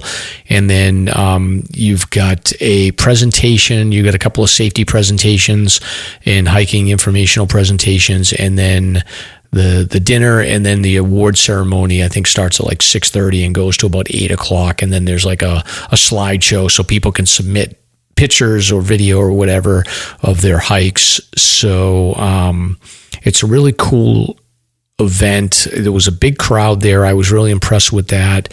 And just so people are aware, the lists that are recognized are the 4,000 footer lists. So you've got the regular one, which means you do it anytime. Then you've got the winter season one, and then you've got a 4-season one, which is essentially like gridding, but in the seasons. So you've got that. Matter of fact, I may try that one. And then there is the New England 4,000 footer, so you can submit for a regular one or a winter one. There's the New England 100 highest, so you can do the regular or the winter for that. And then there's the Northeast 111, which is the regular or winter. In order to qualify for approval, you have to send in an essay and then fill out an application form, which includes the list of dates. And then people ask me this occasionally. They will check. So if they have a question on a date or things like that, like they reached out to me and actually asked me to clarify because I had done Moosilauke and Tecumseh on the same day, and I had to explain to them I did one in the morning and then one in the afternoon. Right. So right. they will check on that sometimes. But for sure. Yeah, they mean business. Yeah. So they're not messing around. But I talked to a lot of people that came up to the table. A lot of people were aware of the podcast. Some people weren't. I asked everyone basically the same question: is what made you want to hike the 4,000 footers, and then where did you finish? And the interesting thing, Stomp, was that most of the people I asked what summit they finished on, I think 5 or 6 said the Carrigain. So there was a lot of people that finished on Carrigain. Absolutely. That's always a favorite. It's a good call because it's just so remote and the view is unbelievable. Yeah, the view is great. I mean, for me, I always get nervous just because I've just gotten blocked from views there a couple times. So. Oh, just inclement weather? Yeah, you gotta pick your moment. I mean, I usually will get a view on Signal Ridge, but then I get up to the platform and I just haven't had a lot of luck with views. Yeah, and it's serious miles too. It's a good one. Yeah. It was a good time. So that was good. I'm trying to remember, Stomp, all the vendors. I can't remember everybody. There was like Baxter State Park was next to us. I immediately went up to the ranger and I was like, "Can I get a reservation?" And she laughed at me. Yeah, definitely. She's like, "Yeah, you and everybody else." And I was like, "Yeah, but I know somebody personally." And she's like, "No, you don't." Did you tell her you had a podcast, though? Well, she knew. She was sitting right next to us. Yeah, there was Philip Kasha was there, Keith Gentili. He was there with the Notch Hostel. Oh, yeah, Notch was there. Yeah. Yeah, and Sherpa Ant was there, too. Oh, Sherpa Ant, yeah. Yep. Yeah, she came over and said hi towards the end. That was nice. Of course, Steve Smith was there, the legend, the Gandalf of the Whites. So it was a great time. Great thanks to the AMC staff, Michelle, Corey. They were all fantastic, all of you.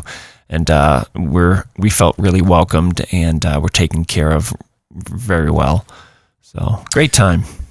Excellent. So then why don't we dump into, we got about 20 minutes worth of discussion here. We've got people just sort of talking about their 4,000 footer journey, and we'll give a little bit of a highlight from the event, and then we'll come back out and wrap it up. But before we do that, I guess before we dump in, Stomp, do you want to tee it up and give a summary on who we talked to? Yeah, it was funny. So I set up early and I had 2 microphones for Mike and myself, and I set them up so that listeners or anybody could chat, and a lot of the listeners got a little nerved up by the wimps. fact. Yeah, they were like, cats. "No, I'm not going to talk into those things." It was really funny. So that was surprising, but we did, out of 3 or 4 hours, we got about maybe 20, 25 minutes of actually good information here. So we have listener Tyler, we have some stuff from Jack Daly. Madeline from the AMC will talk to us about a new app that they're making. Littlefoot stops by at one moment in this clip, and you're going to love it. She's so adorable. And then, Joanne Hall stops by, and then we have Keith Gentili as well stopping by to talk about his experience. So enjoy. Diddle-loop, diddle-loop, diddle-loop.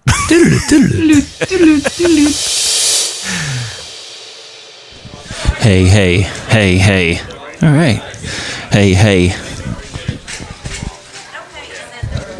Hey, hey, hey, hey. Hey, hey, hey, hey, hey.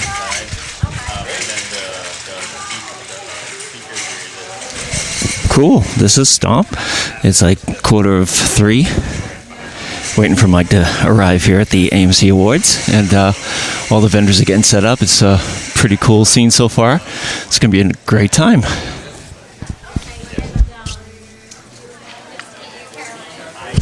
Hey, hey, hey. All right. So let's see. It's 3:15.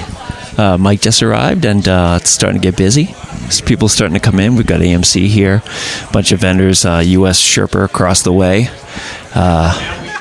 Cloud on a Mountain with incredible stickers, and Phil Kosh is here, Keith Gentili, so it's going to be a really great night, and of course, the Gandalf of the Whites. Don't need headphones. It's all good. Nah, we're all good.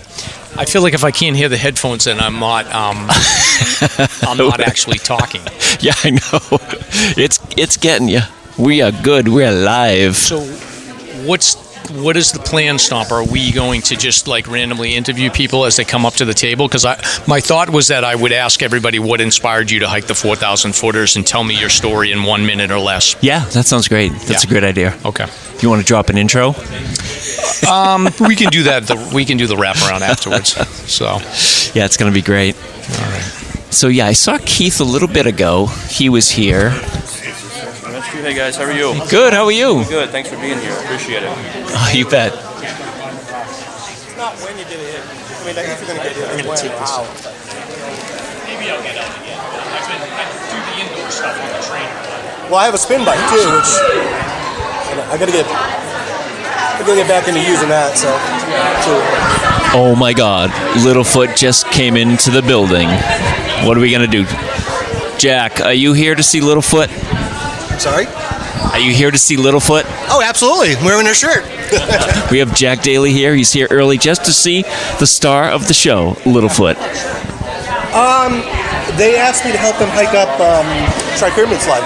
You know, because I love slides, right? And I've hiked that one probably more than anybody. I think we met before. Gingerbeard Keen is here. No, I saw that. Cannon, right? Yeah, I'll come back. We have a bunch of people that are not willing to talk into the microphone at the moment. A little nervous about it.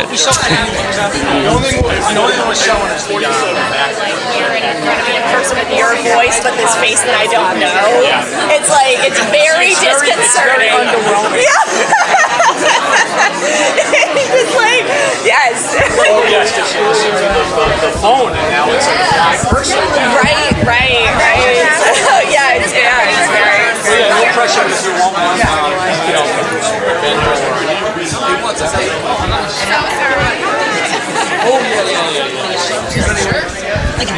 What is your name again? I'm Tyler. Tyler. Are you ready, Tyler?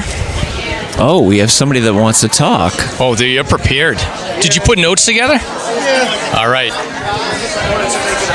All right, so Tyler, the question is, what inspired you to hike the 4,000 footers? Oh, I have no idea what inspired me. I just got out there and really loved it. The experience for me spanned 13 years, essentially my whole adult life. I did the first one when I was 18. It was just an incredible experience, tons of memories with friends and solo jaunts, and one of the best memories I have of doing it was descending Twinway Trail to Galehead Hut. Well, let me interrupt you there for a second, because nobody has good memories of Twinway, but I'll let you continue. Yeah, so my phenomenal memory of Twinway was a half Pemi, and I was going down towards Galehead Hut, and it was about sunset, and I was looking out, and I could see Camel's Hump backlit by this amazing pink sunset, and I'd done Camel's Hump like a dozen or so times and backcountry skied next to it in college all the time, and looking out 100 miles across this beautiful land was a great experience. I remember describing the air on top of Cardigan and looking into the Pemi as where the air smells like God. It's just an amazing time out there.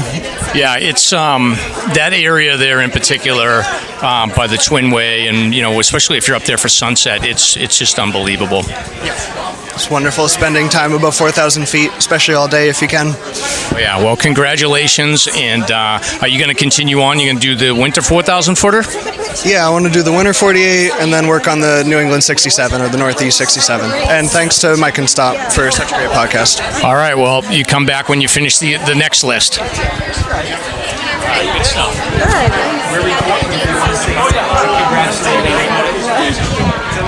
I was on the radio actually yesterday. Yeah, I remember. No, it was very good. No, I liked it.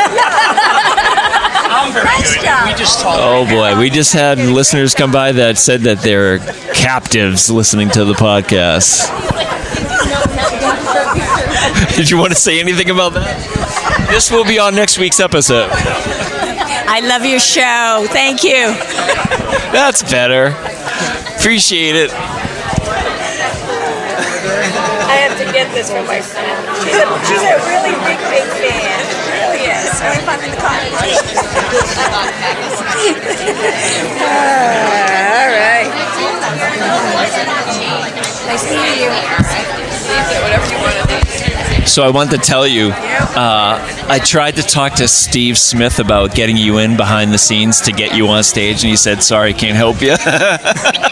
Why would I want to go? Well, to get your award. And I'm like, did he? Oh yeah, no, I didn't make the deadline. Yeah, he's I'm like, too lazy. Sorry. Yeah. Hi, in a couple of minutes, Littlefoot's presentation is going to begin before 7.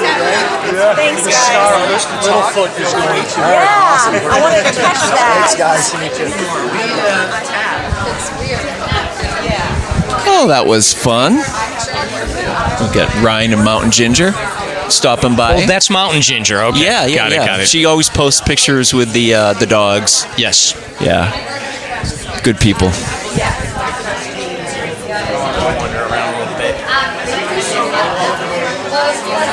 We want your picture. Oh, you do? Yeah. You have to say hi on the microphone first. Hello. Hi. They're asking for a picture. Do you want Mike or just me? Or both? Both. Okay, so he went roaming. He'll be back in just a moment. Okay. I was supposed to go and talk. And it doesn't bother you at all? Like, what's it called? He'd have on the hyperlight. Oh, yeah. This is an ultra. How light is it? Those two top straps. Totally with the light, right? Oh, around the arms of your, yeah. Oh my God. Yeah, I think you can lift it. Yeah, right. No, that's cool. Yeah, I don't know. Just say like, hey, don't break my window. Mike's making the pitch. Mike's making the pitch. I know. I'm heartbroken. I really have a problem with that. I know a couple years ago it was all over the place, right? There was two people that got arrested like 3 years ago. I heard a rumor that you have a podcast. And I might get to spiel about iNaturalist. Yeah, do you want to sit down for a second? I love it. Yeah, absolutely. We'd be glad to chat with you. So I'm Stomp, and we are joined by who?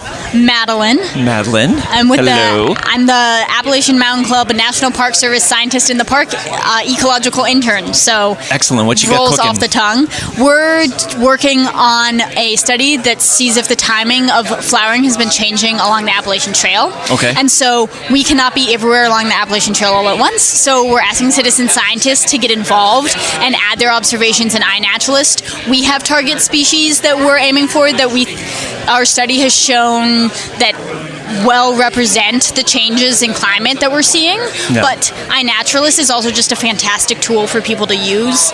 A lot of the work that I'm doing focuses on lessening the gap between dedicated science professionals and research institutions and the public, who are the ultimate consumers of scientific knowledge. So using technology in a positive way in the outdoors to make sure that people can get involved in science. And a lot of research has shown that citizen scientists are actually much better at collecting data because dedicated researchers have a preconceived notion of what we're going to see outside side, Sure, where sure. citizen scientists have sort of much wider eyes and are looking much more broadly at what all is happening. So we're trying to harness the public and get them excited and involved in the research that we're doing, and also just research in general. Okay, so you say this has been going on for a couple of years? Yeah, so our project has been going on for a number of years. iNaturalist as a app and as an idea has been going on for much longer than that. It was called Okay. Nature's Notebook before that.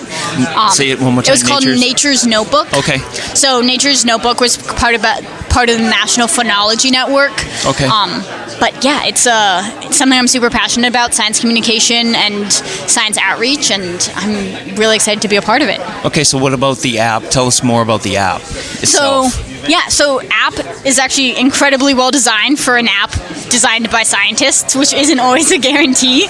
But you take photos or videos or audio clips, and then from there you can either say, oh, I think I see a stink bug, or I think I see a trillium. Yep. Or you can let it auto-populate and say, we think you've seen X, Y, or Z. Oh, wow. And then you can add some more specific information about if this is the flower, is it blooming?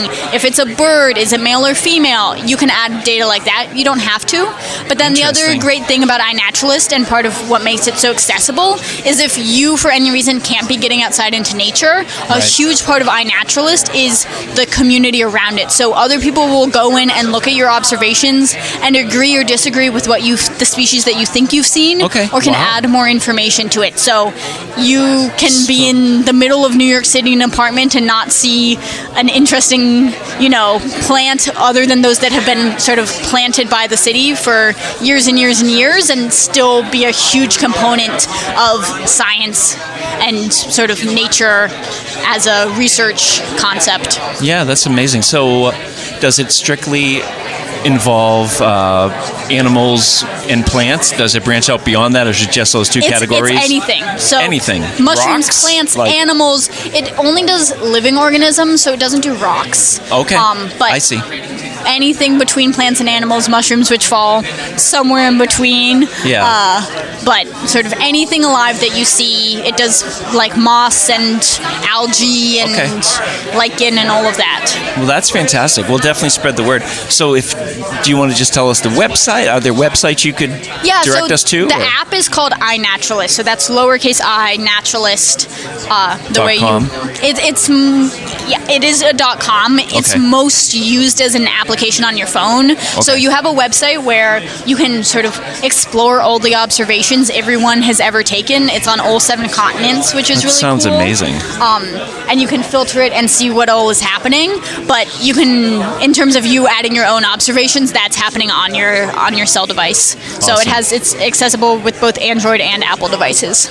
Wow. Well, I'm going to download it when I get service again. Yeah, it's super fun. My mom uses it in her garden to see what's eating her lettuce. So she'll take a photo of whatever bug she finds and is like, wow. It's a great tool, because she used to text me all those photos and say, what's eating my lettuce? And then I would add it to iNaturalist and have it tell me, and I've shortcut that system. So now she goes to iNaturalist directly. Interesting. Yeah, a lot of our listeners are hikers predominantly, so this will come in really handy. Yeah, so, I would not give it the confidence to tell you what or you should or should not eat while you're hiking, but short of that, it's fantastic, and you don't need service to do it. If you take the photo, you can then upload it whenever you get back to camp, or years later. If you have photos from years ago that you've taken on your phone that has geodata on it, you can upload it whenever your heart desires. That's amazing. Yeah, the only caveat is we do ask that you have your location, like it can track your location, because if we don't know where you've taken the photo, it becomes much less useful for us.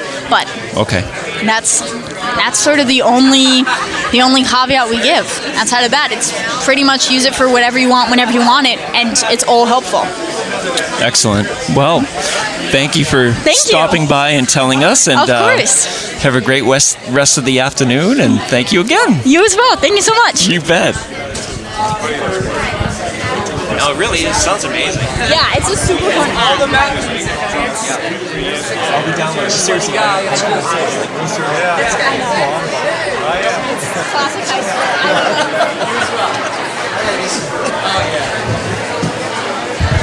Mike's insulting the patrons here, calling them sweaty. Oh, I see Littlefoot coming. I can tell people that are sweaty here, so come here, Littlefoot. We have Scarlett here. Oh my goodness, Scarlett! Breaking news. How did your speech go? Were you nervous? I was actually super good at it. I get that vibe from you. So, did anybody ask you questions? Couple of people, like 3 or like 4. Did you tell people about how to stay safe in the mountains? So Mimi did most of it, and I did like some of it. And then, do you have a plan on how many stickers you're going to get tonight?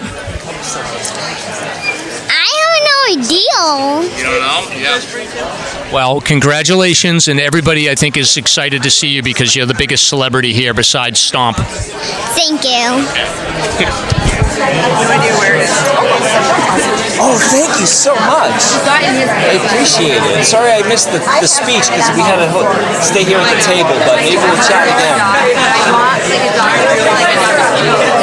So how many people were listening?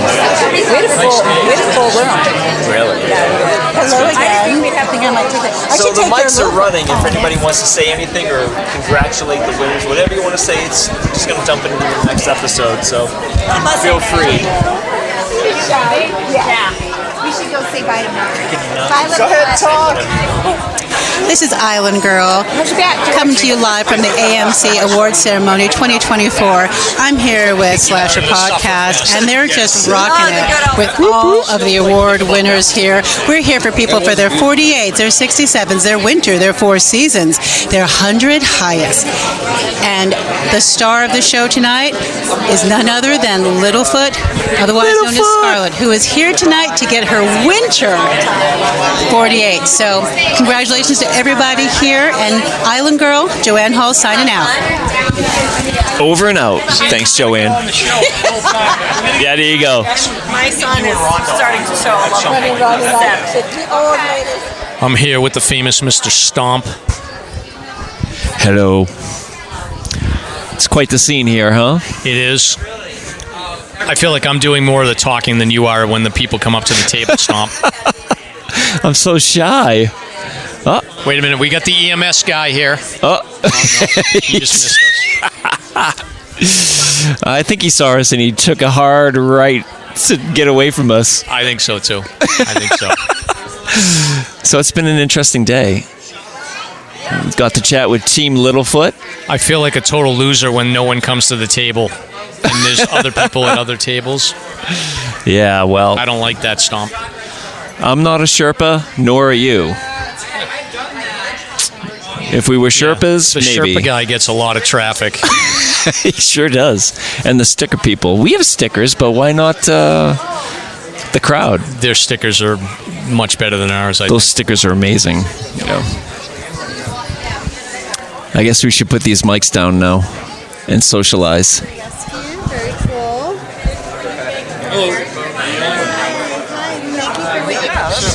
Not too late. All right. Hey, Keith, how are you? Keith Gentile here. Yeah, you want to take a seat? No, I'm good. It's all good. So what's happening? I'm here, like you. Yeah. AMC Awards. It's very exciting. Fantastic. Talking to book readers. Yeah. Book buyers. Tire kickers, of course. But, it's a thrill to be here. It's a thrill to be at your booth, you know? Oh, yeah, this is super cool. So we have new stickers. Yeah. We're selling the old Vaucluse skier. Did you ever look into one of these things? I don't think I did. I've seen them on your site, though. Yeah, I've seen them. Very so cool. We're moving some of those. How has the book been selling? Or Yes. no? Yeah. Excellent. Book is good. I mean, when I first did your show, you guys were like a little young engine that can, right? Yeah, that's right. Here comes this podcast. Now you're like ESPN. You're branching out. You're going big. It's hard to keep up. But yeah. No, book sales are good. I'm real happy, and our relationship's been good. I've had 3 or 4 people come by tonight who had heard me on your show. Yeah. And so I'll always be grateful for that. That's great. Do you want to tell us about the books? What's the name? Where to find them? So White Mountain State is my book about the New Hampshire 48. You can find it in bookstores such as the Mountain Wanderer. White Birch Books in North Conway, in Concord at the big bookstore in Concord. Oh my gosh. I wouldn't know. Gibson's. I try not to come down to these southerly places. That's right. The city. I was stressed out driving down here, like, oh my God, it's so busy. Take me home. That's right. You know, the traffic is incredible. That's funny. But yeah, so I just finished up a year of So I'm from Fitchburg State College. I'm an alumni. That's in the story. The city of Fitchburg, my book earned the right to be the community read for a year. Wow. So for a year, my book was in a bunch of different events. They were using it at the school in classes. Yep. Students reading my book, dissecting That's me. amazing. Yeah. That's great. And but we just had the big event last month. We had a big event on campus, which was really rewarding. Sure. I had alumni came out, folks going back to like the class of, I think the oldest guy in the room was like the class of 1957 was there. Yeah, wow. But he was a hiker, and he read my book. And it was thrilling to talk to him about hiking in the 50s, you know? Okay. So, yes, things have been good. Excellent. But they've been good for you, too.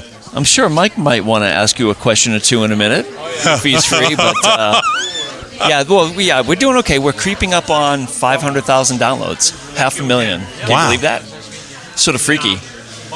And wow. Yeah, it's weird. In revenue generated, or? We do the advertising thing. Yeah. But that's really not our goal. But I think at the moment the foundation's certainly there. Oh, okay, yeah. Yeah. Wow. I mean, who knows? But yeah, we're creeping up on it fast. It's wild. Wow. The guests keep on coming. We keep on finding new topics, which is always good. I see that the community that you guys have been able to not only build but nurture and farm, and watch it grow. It's been really it's been a treat for anyone who hikes in the White Mountains, because and I know I said this on the air the first time we met, there was a void, and not only have you guys filled it, you really have been a blessing to us who hike in the White Mountains. Yeah, well, I really appreciate it. Daphne misses you. Mike? He's working. Yeah, I guess he's just like selling stuff. Yeah, here you go. Who rolled up on the table, Stomp? Yes. This is Keith Gentili, author. Yeah, my cameo's fading. We're I know. I apologize. No, it's all right. But it's good to see you again. All right. How was the traffic at your table? Good. You sell a lot of books? Enough. I'm told enough. You going to retire? No. And the work is the reward. You guys know that, and that's not a joke or a bit. The work is more rewarding than anything financial that comes along with it. We try not to lose money. We try not to go backwards.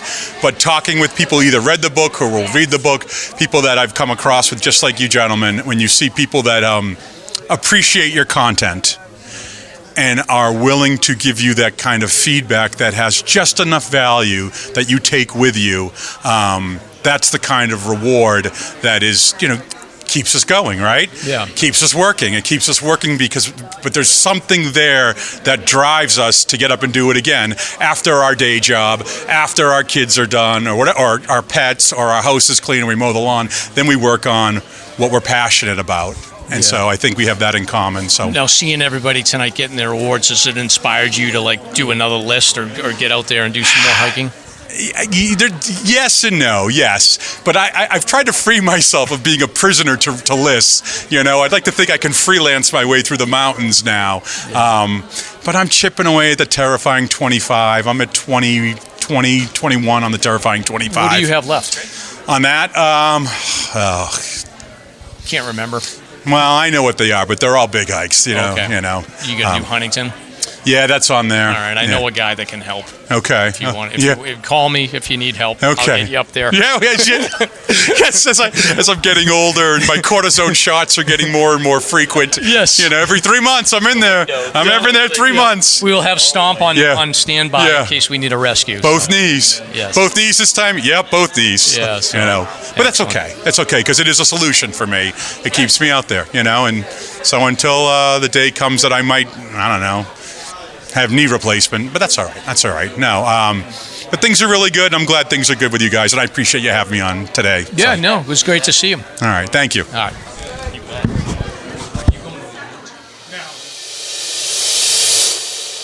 All right, Stomp. So we are back. So that was fun. It was a good time. So I definitely recommend anybody who is interested in going to the event next year that you should bookmark it and attend. It was a good time. It's cool to be around a bunch of hikers, and it was a great mix of people, and everybody was so nice, and the energy was so cool there. I would highly recommend checking it out.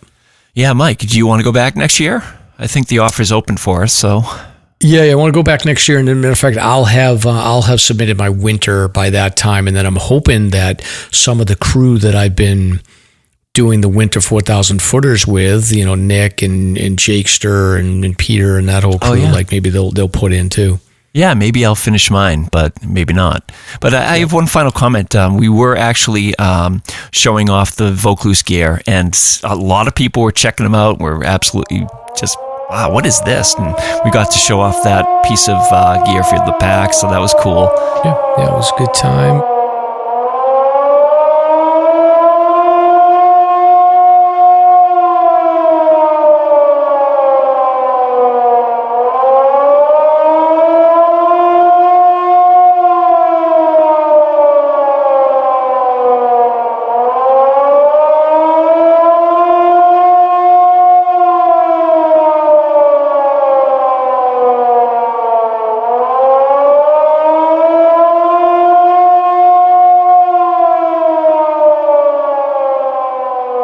Moving on to our last segment of the night, recent search and rescue news here. Before we do that, we've got one advertiser we want to go through. Yes, let's hear from CS Coffee. Our product is supported by CS. Our product, sorry, I'm going blind now. Our podcast, I need electrolytes, quick. Our podcast is supported by CS Instant Coffee, makers of premium compostable coffee. It's straightforward and eco-friendly, perfect for anyone who loves the outdoors as much as we do. Great for backpacking, day hiking, and camping. And here's a little bonus for our listeners.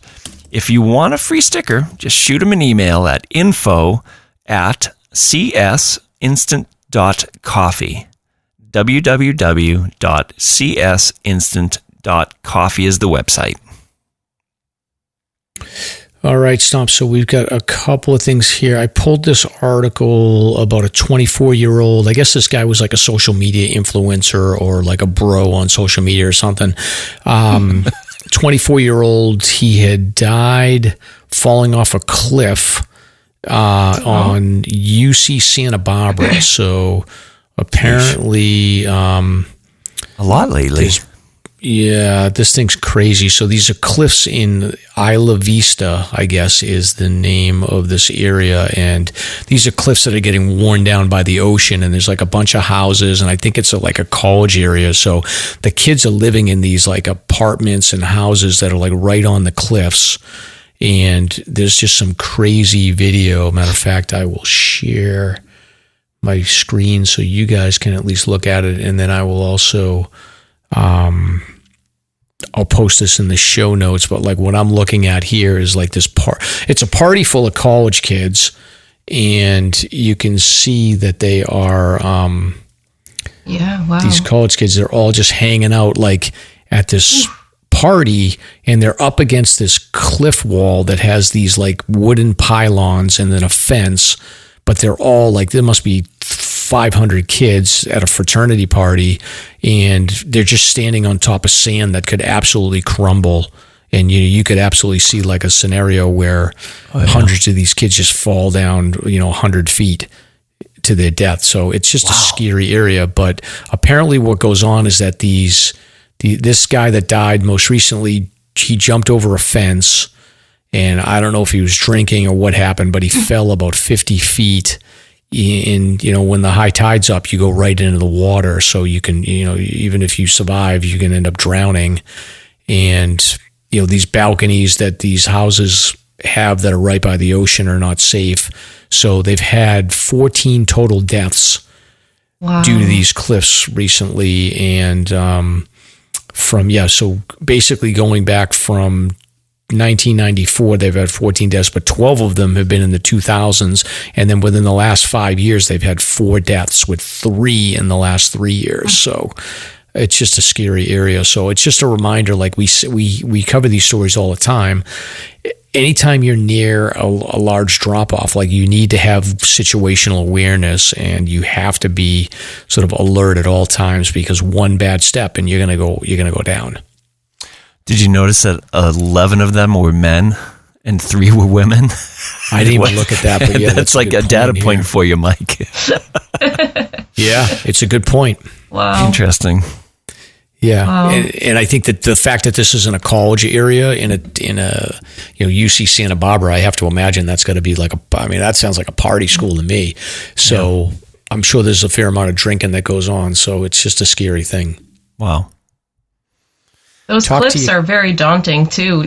I visited the San Diego Cliffs area like a year and a half ago, and yeah, they're all fenced off. There's ropes everywhere, and I wouldn't have even dreamed. It looks like it could erode away at any moment in a lot of those places. Yeah, It's scary that that picture, that party is just horrifying, because it's just sand underneath them, and it could give way no problem. So, especially with the weight of people on it. So it's just a sad story. But I'll put those in the show notes, and people can check it out. And it's just a good reminder to make sure that you're not getting close to the edge. That's right. All right, Stomp. So now we're going to go local here. So 74-year-old lady from Moultonborough had gone for a walk and hadn't returned from home. She apparently was found in a wooded area a short distance from her residence around midnight. So call came in around 7 p.m. that this 74-year-old Moultonborough resident had gone off for a walk, and then they found her, I guess, in the woods somewhere pretty close. So she had gotten injured and couldn't move. So luckily they were able to find her, because it is still pretty cold at night, but all's well that ends well for this one. Absolutely. Yep. So yeah, it was 28 degrees, I think, when I woke up this morning. So it's not a comfortable night to stay out. That's right. And Friday morning is supposed to be pretty chilly too. Yeah, it's that time of the year. Although we are going to get a warm streak next week, which is nice. Mm-hmm. Oh, love it. Yeah. Okay, so this next one is a hiker was stranded in a remote part of the Appalachian Trail in western Maine.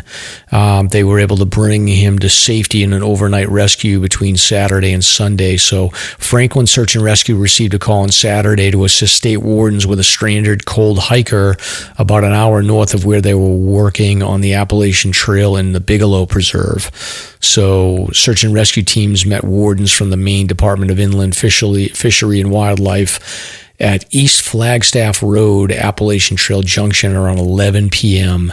and started a long, arduous hike to find a stranded person.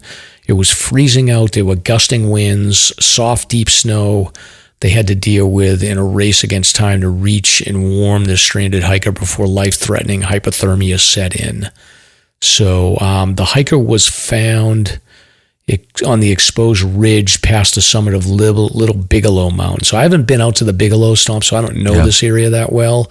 But luckily they were able to get him some dry clothing. They were able to get a fire cooking and get him some food and water as well. So hiker was able to regain their strength and hike out, and they were able to get out around 7 a.m. on Sunday. Yeah, they built a fire and everything. It's impressive. I mean, the pictures look rugged. The area looks gnarly. Rugged. They've got some deep snow and some spring snow. Oh, man. Yeah. Lucky stuff, man. Yeah, and at the bottom of the article, and I'll put this in the show notes, they did do a public service announcement saying anybody interested in volunteering with Franklin Search and Rescue is invited to attend one of the organization's monthly training sessions the second Wednesday of each month at the Kingfield Fire Department in Kingfield, Maine. That's great. Yeah. That's super cool. Yeah, this looks like a gnarly hike. I mean, the snow, this looks like the middle of winter. Yeah, it sure does. Definitely snowshoe material. Yep. Wow. All right. The Bigelows they're really gorgeous. I haven't done them in winter, but, did them as part of a traverse, along the AT, Avery, Little Bigelow and Bigelow. And when you look out over, you see all the lakes and everything in your view. and it's just absolutely breathtaking. But it's pretty rugged terrain around there. Yeah. It looks like it's like Flagstaff Lake. So, and it's weird. Like my guess is that like if the wind is going a little southerly, like that's going to whip up like just some snow and cold conditions for sure. There's just a lot of water around there. Yeah, it's super windy too. We found ourselves getting up and down those summits pretty quickly back to tree line when we could. Even I think it was a September-ish traverse. Well, yeah, I got to get up there. It's been on my list for a while. So, all right. And then this last one here, and then we will wrap it up for the night, is emergency crews in Munson. So this is out in Western Mass, responded to an injured hiker on Sunday afternoon. Munson Fire Department received a call around 2:00.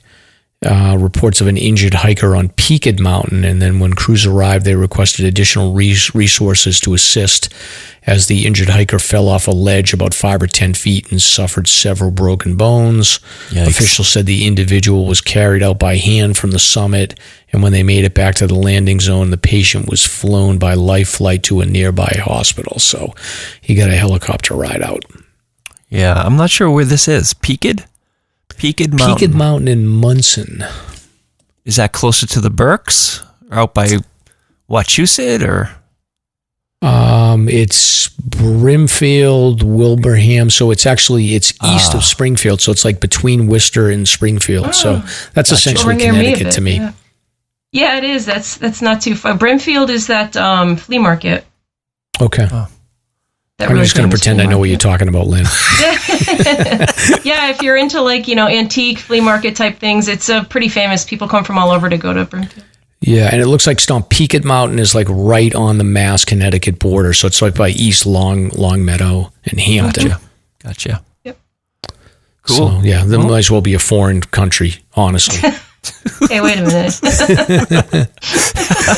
So, all right, Lynn, what do you think? You enjoy your time back with us? I always enjoy my time, of course. Awesome. Yeah, it was great to have you on again. Yeah, it was so interesting to hear about the solar class and all that fun stuff. So, yeah, I saw your cat was crawling around in the background. We didn't get the chance to say hi, but yeah, that's Maddie. Yeah. All right, everybody. Until next time. Goodbye. Bye-bye.